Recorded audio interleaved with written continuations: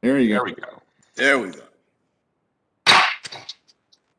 Good morning. The December 15th, 2021 meeting of the Board of Estimates is now called to order. In the interest of promoting health and safety as we continue to deal with COVID-19 pandemic, the Board of Estimates will continue to meet virtually. At this time, I will ask our comptroller, Mr. Bill Henry, for any corrections, additions, or noted abstentions to today's agenda.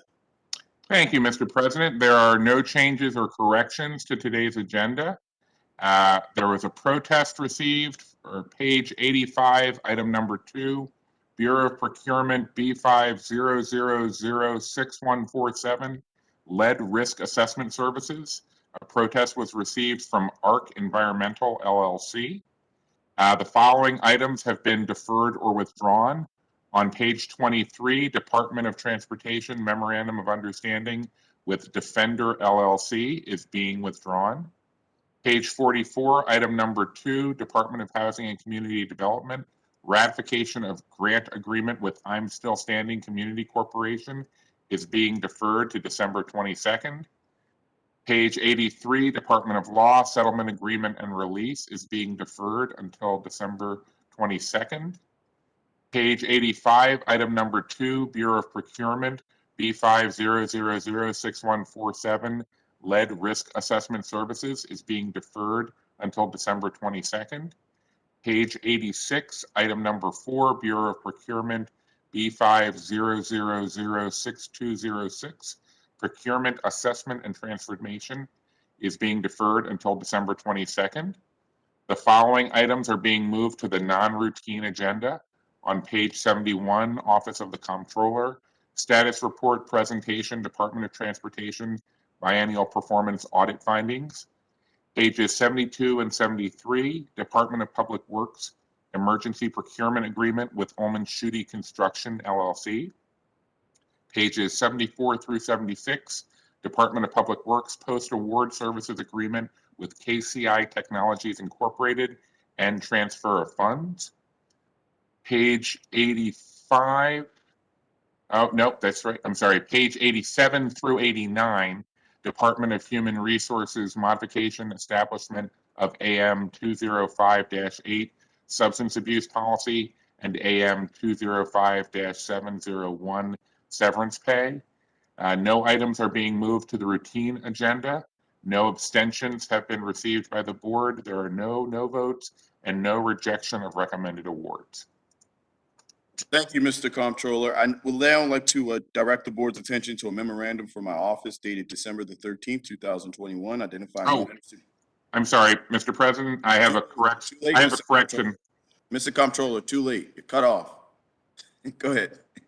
I misspoke. The item, let me go back and pull this back up. I misspoke in the deferral date. On page 85, number 2, Bureau of Procurement, B50006147, Lead Risk Assessment Services. That item is being deferred until January 5th of 2022.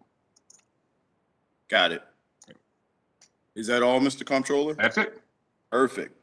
I would now like to direct the board's attention to a memorandum dated from my office on December the 13th, 2021, identifying matters to be considered as routine agenda items, together with any corrections and additions that have been noted by our comptroller. I will now entertain a motion to approve all items contained in the routine agenda. So moved. Second. It's been moved and probably seconded. All those in favor, please say aye. Aye. Aye. All those opposed, please say nay. The ayes have it. The routine agenda items have been adopted. Our first item on the non-routine agenda can be found on page 71, Office of Comptroller, Status Report Presentation, Department of Transportation Biennial Performance Audit Findings. This is the first of a series of presentations the board will receive in the coming weeks and months from agencies, giving them the opportunity to update us and the public on their actions to correct findings in their biennial performance audit. At this point, I'll call the floor to Director Sharkey. I appreciate you and your team for joining us this morning. At this point, I yield the floor to you, Director Sharkey. Thank you, everybody. Thanks for having us here to describe the audit findings and follow-ups. I believe Liam is now presenting a brief presentation, and I guess we'll go through the presentation shortly, and then I guess answer any questions. So This is discussing the biennial performance audit implementations. So next slide, Liam. So of course, the first finding was in regards to the way that pothole repairs were recorded and the time of those were recorded. So what we were doing was, having the person go out with a piece of paper, the crews write down that they completed the pothole, and then we were not recording the time of completion. We were just closing it and using the close time as the time that it was closed in the computer system as the time of close, not the time. So now we are recording the times that the potholes are closed. We have also added a pothole user's manual, I guess it would be called, to show pictures of what the pothole crews are supposed to be doing to give them that guidance. Next slide, Liam.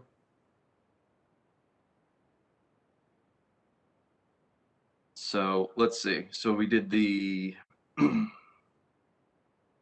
we're putting in the right information. We're recording it in CityWorks. And we also have supervisors review random selections of work time to time. So that was the main pieces on the potholes. Next slide.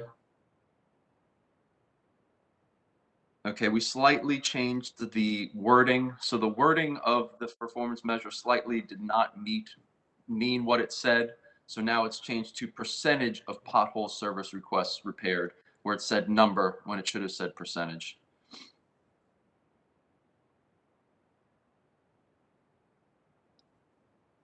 Next piece is about the internal milling and paving of city roadways. City roadway resurfacing. There were some small issues with the OPCs, I believe, that we were using over time. So we updated the calculations with the help of the audits departments. Next slide. So that to calculate the cost per lane mile would be improved. So we have the wrong FICA, the wrong rate, improved that rate, and we're going to update that every year. I think the problem was that it might not have been updated every year in between. Next slide.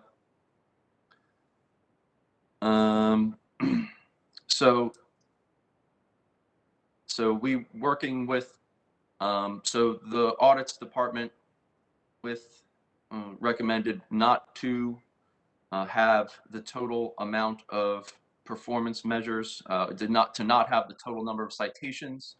And we agree with their finding in general that it doesn't necessarily show the performance of the individual crews, but us and BBMR do believe that it is an important context for folks to know how much more of an output measure to continue to track that data and to make sure that the residents that look at the budget book can see it. But we did add a new SR type which is percentage of vehicles, abandoned vehicles inspected within 5 days. So that's really going to be more of what the focus is on, the performance of the actual employees. Next slide. If there's more. No, that's it. Those are the main ones.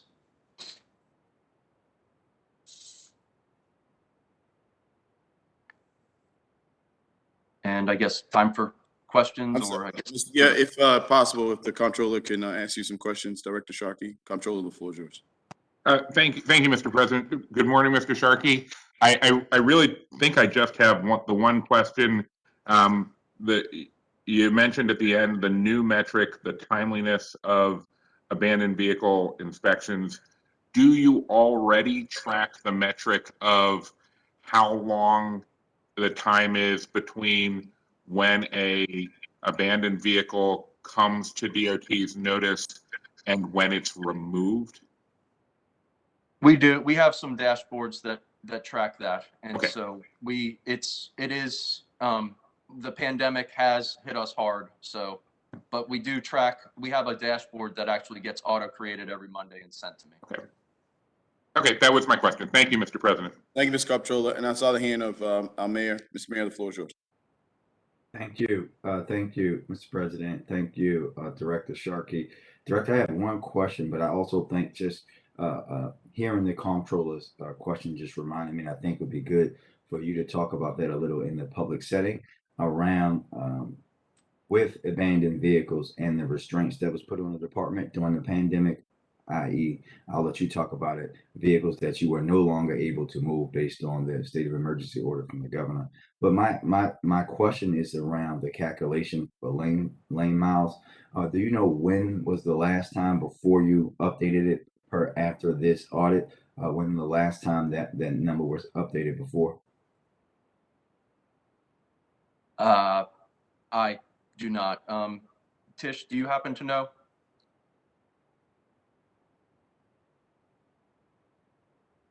Good morning, everyone. I believe it was recently updated about a month ago. I can double check and get back and provide that information. No, Ms. Griffin, my question is, before you guys updated it as a part of this process, the director said it hadn't been updated for a minute, for a good period of time. When before that first update that you guys made to that number was the last date of that last update? Yeah, I would have to check with our fiscal section to find out. I don't know the exact date. Thank you. You're welcome.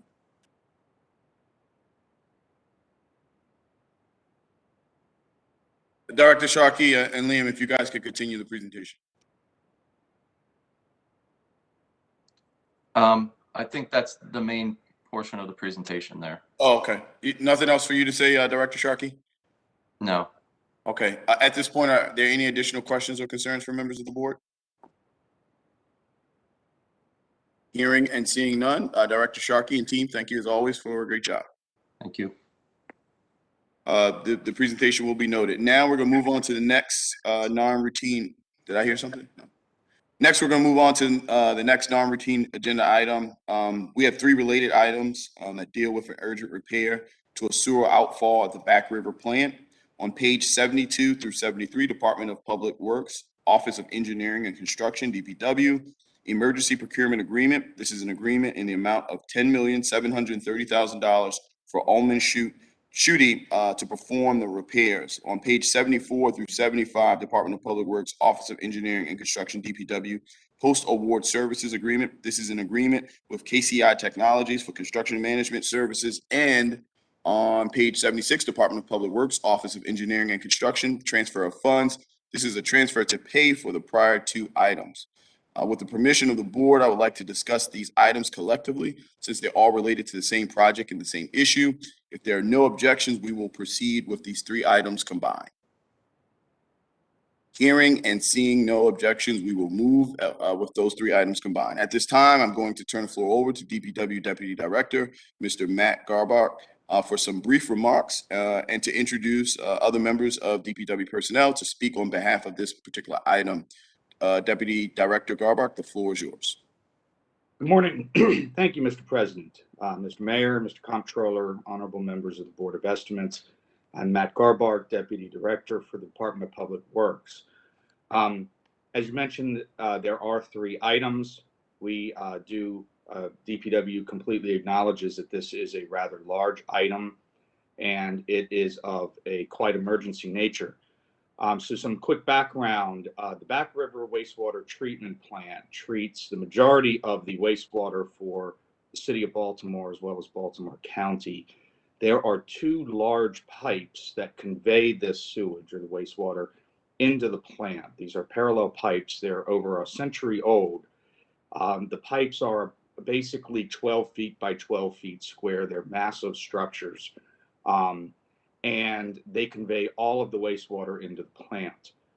What was found was that one of these pipes actually has failures on it, and most of them are located on the crown of the pipe, so at the very top of the pipe. The concern is that at some point the pipe could fail completely, which could cause a considerable amount of sewage overflows. That would be a fairly a catastrophic failure in that regard. When we found these defects and these issues in the pipe, we immediately cordoned off the area so that there is no work, no vehicles, nothing on top of these areas of the pipe to further stress or weaken the pipe. And we are constantly monitoring the condition. Currently, it is working. It carries about, I don't know, over 50 million gallons of sewage a day travels through that pipe, and my colleagues can correct me if I'm wrong on that.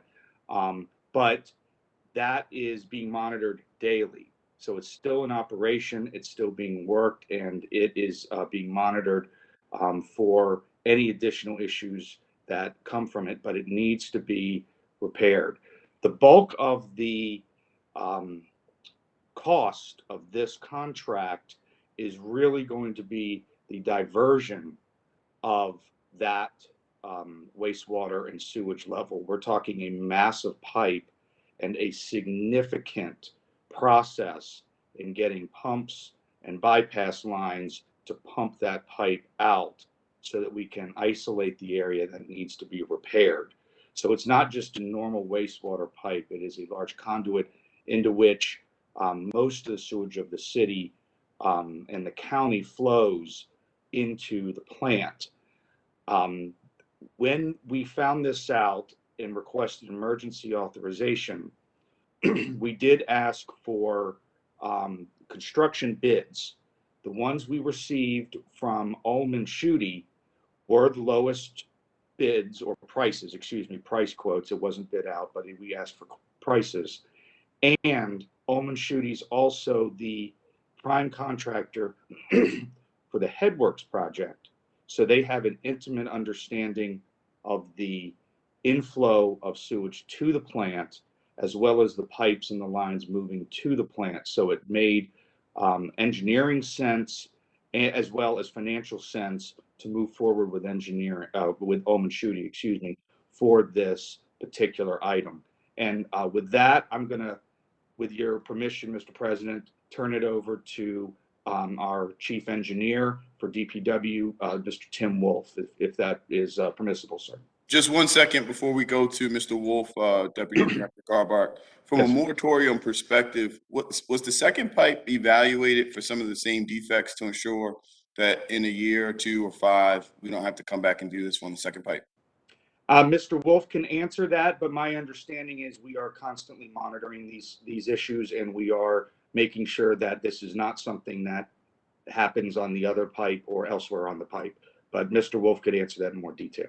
Thank you, Deputy Director. Mr. Wolf, I'm going to yield the floor to you, but if you could begin by answering my question regarding that second pipe. Yes, good morning, everyone. I guess, can you hear me? Yes, okay, great. Good morning, Clear. Board and President, Mayor, Controller, Director. Thank you. Yes, the first question, yes, we're through the consent decree. We're doing condition assessment, inspecting all the pipelines, the sewer pipelines in the city's collection system. And these pipes were originally inspected during the early phases of the consent decree in 2005. And basically at that point, we were just doing a condition assessment, identified some cleaning requirements to clean out these big pipelines. As Matt had said, that there was a lot of sediment in there. So we went in and cleaned it out. We actually had a contract in 2015 to clean it out. And we're finishing up cleaning in 2018 when this additional failure was come to light in more detail. So in 2018, we noticed that there was over like 10 holes in the top of the pipe. And it's where force mains come in from Baltimore County. There's two 30-inch force mains. And as Matt had said, there's also as much as 50 MGD in this pipe. It's 100 years old. So basically, the idea is to repair this pipe and stabilize it. But we, as Matt had said, we have to divert the flow to the other pipe in order to get in there and install this process. So we, as Matt had said, we did go out and get solicit bids. We had a design prepared by KCI. We solicited 3 bids from Spinello, Ullman Shooty, and IPR. IPR withdrew. They decided not to bid.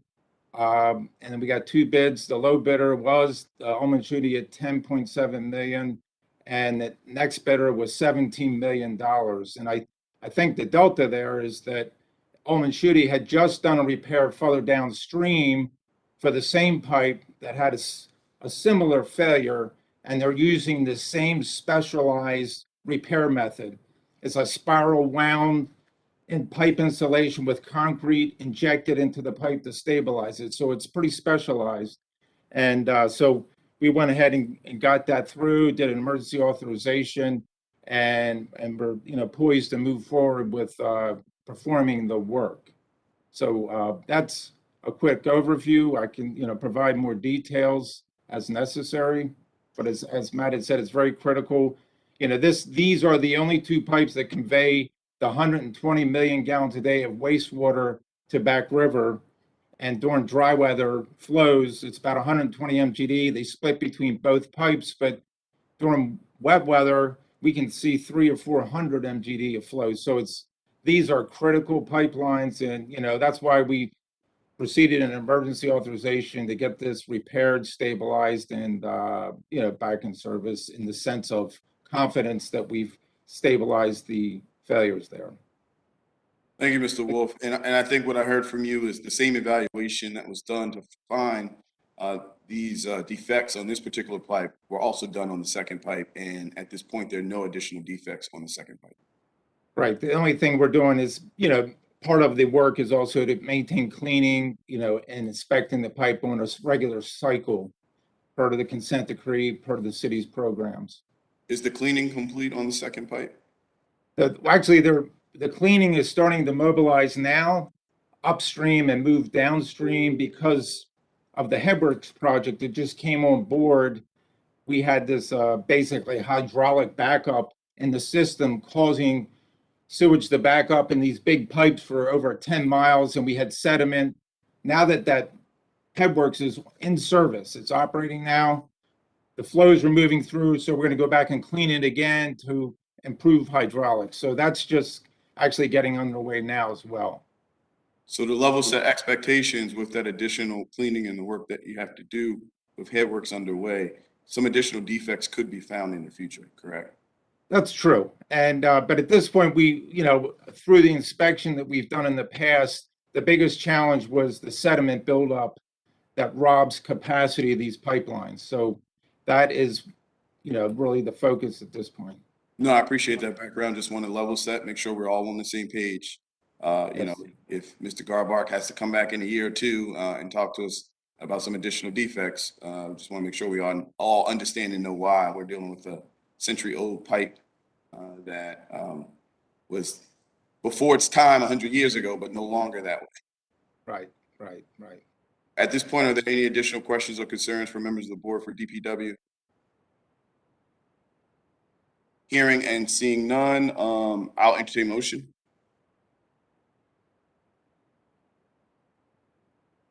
I move approval. Second.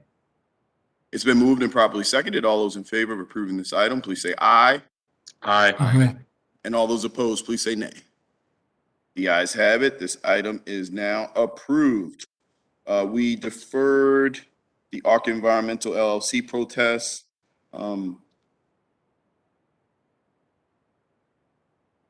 Okay. Matt's just keeping us all in line. So remember, in the beginning, we talked about bridging all three items because they were all related. So just to explicitly communicate on the record, page 72 to 73, Department of Public Works, Office of Engineering, Construction, DPW, Emergency Procurement Agreement. That was in the amount of $10,730,000 to Ullman Shooty, as well as page 74 through 75, Department of Public Works, Office of Engineering and Construction, DPW, Post Award Services Agreement. That was an agreement with KCI Technologies. And then on page 76, Department of Public Works, Office of Engineering and Construction, transfer of funds. It's transfer to pay for the two prior items that I just discussed. So with that, we had a motion on the floor, and that motion was approved for all three of those items. At this point, if we could just call a motion again, just to ensure that we're all on the same page. So I believe that, Mr. City Solicitor, you put the motion on the floor? Yeah, I move approval of all three items. Second. So it's been moved and probably seconded. All those in favor, please say aye. Aye. All those opposed, please say nay. The ayes have it. Those three items are now approved. The ARC Environmental LLC protest, again, that has been deferred. So I think the last and final issue for the board is can be found on pages 87 through 89, Department of Human Resources, modification, establishment of AM 205-8 substance abuse policy and AM 205-7-1 severance pay.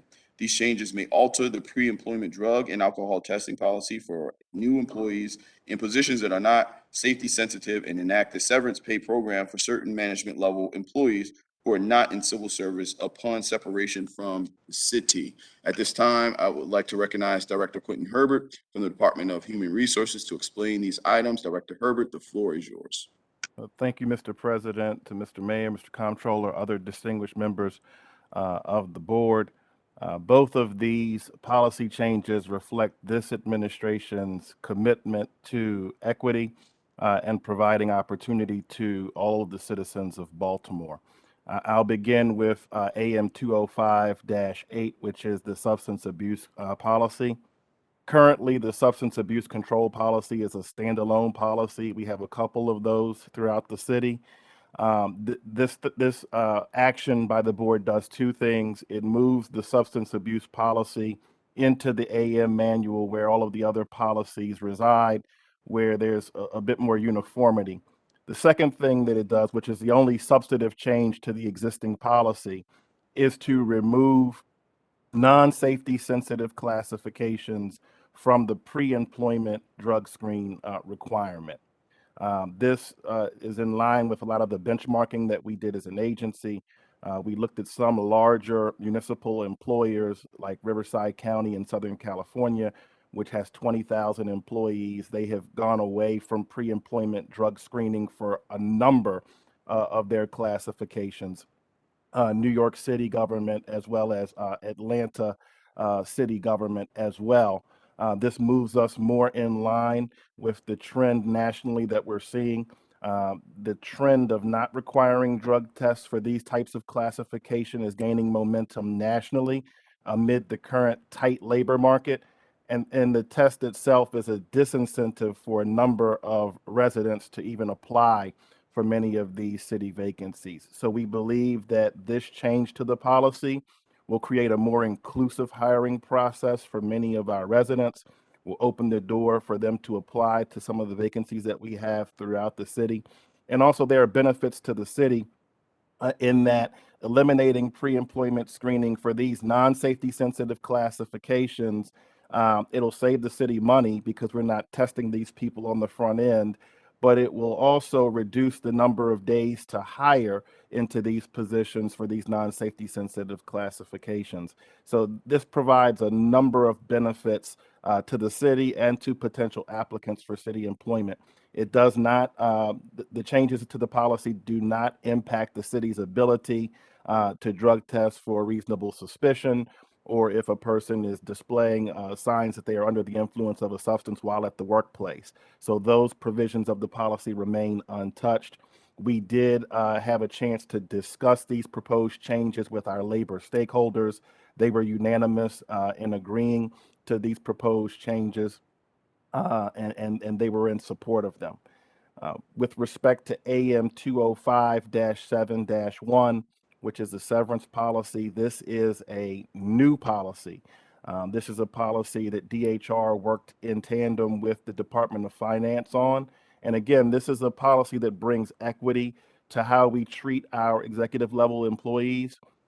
Currently, those at the very top levels of city government, as you know, are those that can be removed or transitioned out, not necessarily for cause, but because the administration may want to go in a different direction. Currently, there is no severance provision, and so when folks are asked to leave at that time, they're paid out for their accrued leave as everyone else is, and that's it. In the past, there have been instances where some of those folks have been allowed to be paid out for their accrued comp time, but that practice was not equitable and fair because there are some agencies, for example, that don't allow executive level employees to accrue comp time. And so there was an inequity there. What this policy seeks to do is to right size that, to right that wrong, and so that all of the folks in these classifications know exactly what their severance is. It's separation, it's uniform throughout, and we're not treating employees at this level of government differently.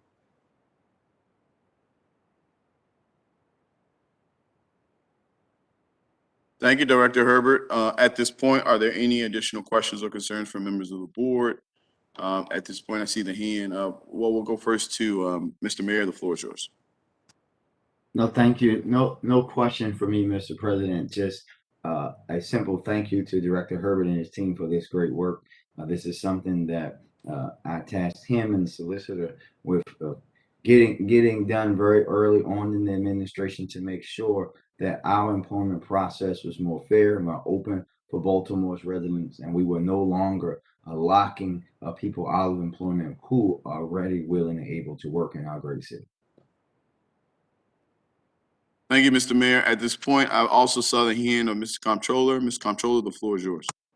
Thank you, Mr. President. I want to echo the mayor's sentiments. I wanted to thank Mr. Herbert and his team for this work. Some observers of city government may recall the city council attempted to address this matter through legislation in the last term. It was unsuccessful, but I am glad, I'm proud that the city has adopted this as a policy. And I asked Mr. Herbert, I told Mr. Herbert that I was going to put this item on non-routine today, not because I had concerns or objections, but because I think that this is a really good thing that the city is doing. And I wanted to make sure that he had an opportunity to share the details of it with the public. I'm also, although we're concentrating on the change to the substance abuse policy for screening pre-employment, I think we also should give a shout out for the fact that we are now incorporating it into the administrative manual as opposed to being a separate policy, which wasn't necessarily as easy for people to find. And now it's going to be even easier because anybody can just go online and look up the administrative manual and have comprehensive access to the city's policies, which I think we might need to thank this administration for also, because I feel like I tried to do that in the past and was unsuccessful looking up the administrative manual if I was not looking from a city workstation inside the system. But now that information is definitely available to the public at large, and I think that's a great thing. So thank you, Mr. President, for the opportunity. No, thank you, Mr. Comptroller. At this point, are there any additional questions or concerns from other members of the board? Well, I too would like to just second the sentiment of Comptroller as well as Mr. Mayor, Director Herbert, for your work and your team's work in drilling down this. We understand and know that there's other gaps and holes out there, but these have been two glaring issues that are really important about moving our city forward and providing the best opportunities to the taxpayers. So thank you so much. At this point, I'll entertain a motion for us to proceed. I move approval of both Second. provisions. It's been moved and properly seconded. All those in favor, please say aye. Aye. All those opposed, please say nay. The ayes have it. We are about to close out, but I'm a little disappointed. I'm not sure if the rest of the board members are disappointed. But the expectation was we were going to have a wardrobe change from our comptroller like he did last year. Is that not the case this year, Comptroller Henry? I did not get a chance to make that change, but perhaps we'll see what the next week's meeting just before Christmas brings us. Oh, okay. Thank you. With that same sentiment, I know that the mayor hosted an amazing tree lighting as well as toy drive yesterday. We all saw it. It's great participation.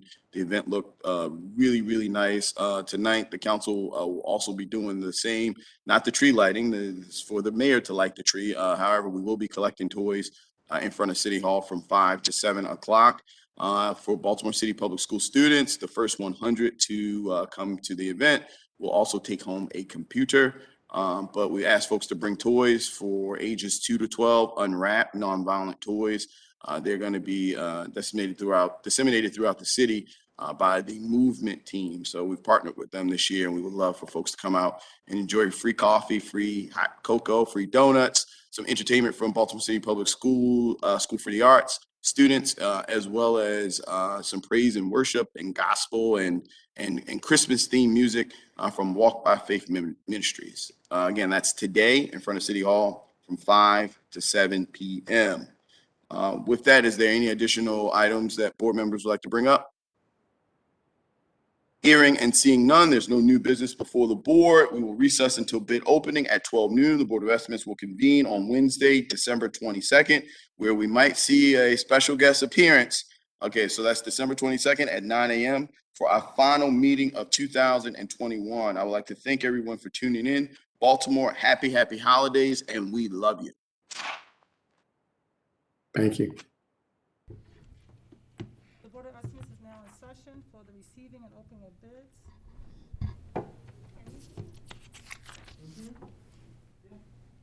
Can you hear me? All right. No addenda have been received for the day. We will start with the first bid. Transportation,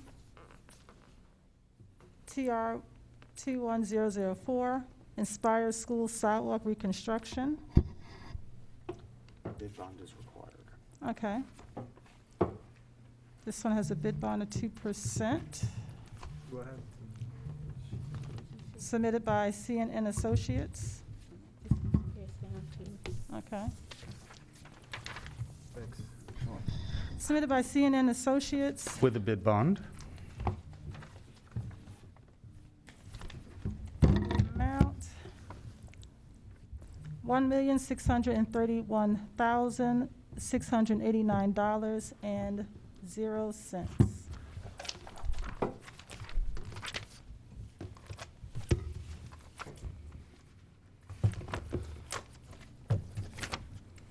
Okay.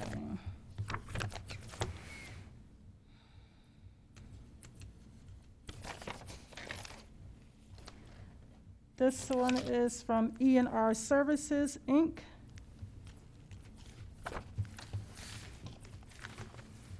The amount is $1,170,042.00. And they also have their bid bond.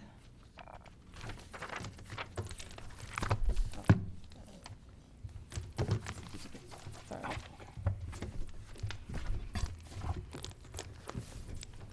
Okay.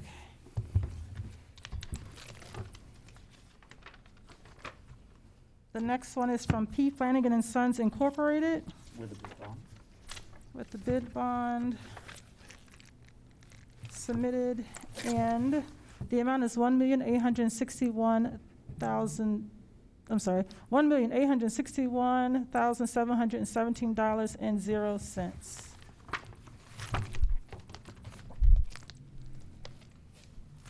1,861. 1,861,717 and 0 cents.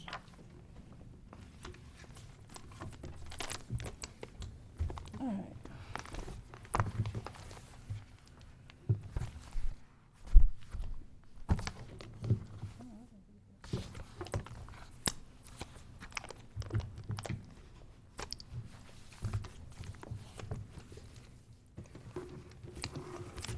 Oh, wait a minute, give me back. Okay, Oh, yeah. all right. The next one is from Anchor Construction Corporation. With a bid bond. Yeah, bid bond, and I'm missing a tab. At the top, the total. Here it is, okay, all right. $1,754,790.00. 790. I'm trying to catch up with you. $1,754,790.00.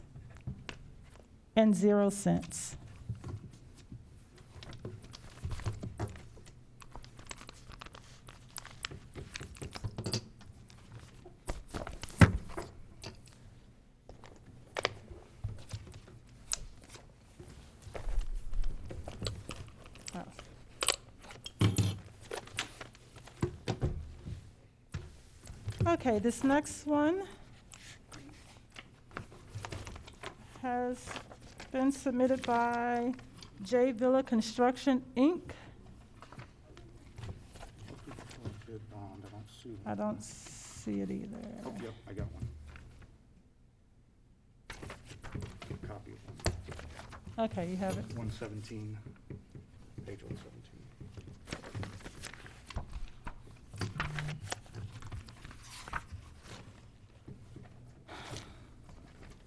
It's not filled, yeah, this one's filled out. Okay, this isn't, okay, Okay, okay. yeah. All right, bid bond, $956,900.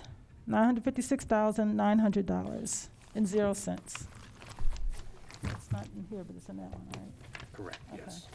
Nope, so actually, Oh, that's it's on the top. original. Okay, Yeah, on the thanks, top. I got Yep, it. yep.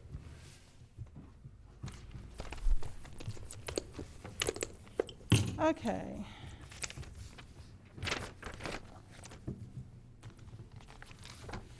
This last one is from Santos Construction Company, Inc. There is a bond, bid bond, and the amount is $1,081,923.00. $1,081,923.00. Move that these bids be sent to the Department of Transportation for review. Second. Okay, motion made and seconded. All in favor? Aye.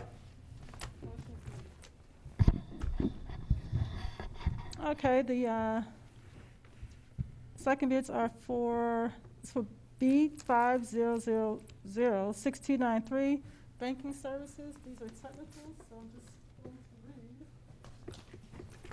These are technical bids, so I'm just going to read the name of the bidder. Do you have that sheet?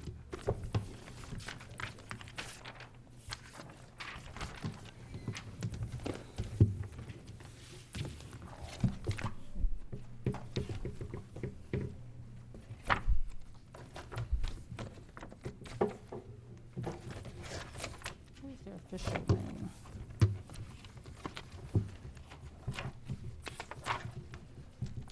All right, this first one is submitted by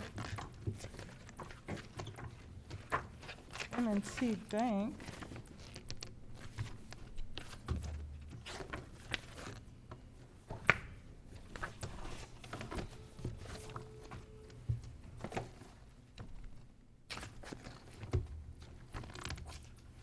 Okay, this first one submitted by M&T Bank.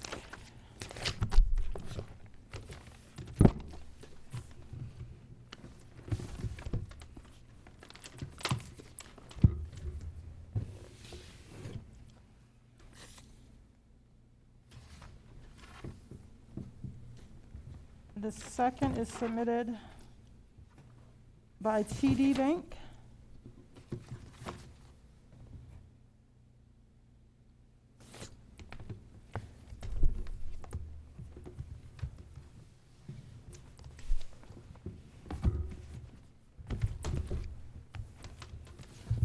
All right, this third is by Bank of America.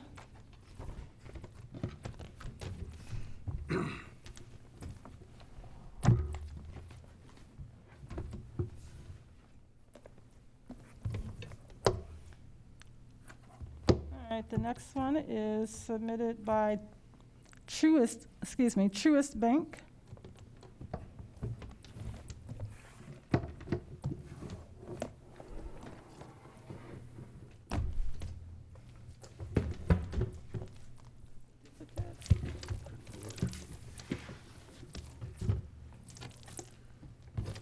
Okay, and the last is from J.P. Morgan. I move that these bids are sent to Bureau of Procurement for review. Second. Okay, motions are made and seconded. All in favor? Aye. Motion carries, and we have no more bids to open. That concludes our bid opening, and we will resume next Wednesday, December 22nd. Have a good day.